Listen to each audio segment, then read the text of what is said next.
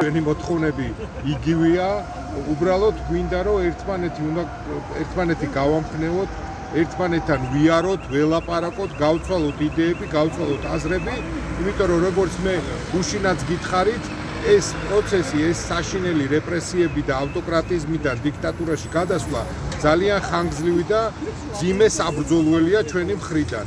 ჩვენ უნდა გაუძლოთ, ამას დრო დასჭირდება, იმიტომ რომ არც ივანიშვილი და არც ქართული ოცნება არ ფიქრობენ, არც სწორ, არც კონსტრუქციულ, მით უმეტეს არც დათმობის ნაბიჯებზე წამოსვლას. და ამიტომ ჩვენ ერთმანეთი ყავს. ეს ხალხი, ვინც ვაპროტესტებთ, ესა ვარ მთელი საქართველო და ესა ვარ ქვეყნის მომავალი და ჩვენ ერთმანეთს სულ გვერდში უნდა დავუდგეთ. ეს არის ერთადერთი მიზანი ჩვენი აქ. მიზანი თქვენი ის იყო, რომ გამოსულიყავით, თქვენთან ერთად ყოფილიყავით და მინდა იცოდეთ, რომ თქვენს გვერდით. რა შეეხება მიზანს, თუ რატომ ვართ გარეთ, რა თქმა უნდა, გვაქვს ორი მოთხოვნა, ეს არის უკანონო და პატიმრობითი ადამიანების თავისუფლება და ახალი არჩევნების დანიშნვა.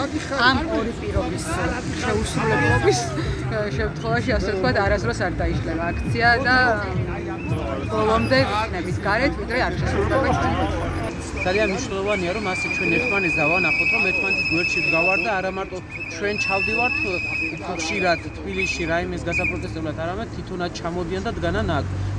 მქონდა მათთან საუბარი და მათ განაცხადეს, რომ აი ჩვენ თქვენთან ვართ სტუმრად, მაგრამ მე ერთად შევთანხმდით სულ რომ არავინ არავისთან არ არის სტუმრად. ჩვენ ერთმანეთთან ვართ, ახლა ერთ საქმეზე ვდგავართ სულანი და სულას გვაქვს ერთი მიზანი, რომ როგორმე ჩვენი ქვეყანა დავიხსნათ ოლიგარქიისგან, როგორმე ჩვენი ქვეყანა ვიხსნათ იმ გაუგებრობისგან, რაშიც ახლა ვიმყოფებით, დავნიშნოთ ახალი არჩევნები და უშუალოდ იმ ადამიანებს, ვინც არიან ციხეში.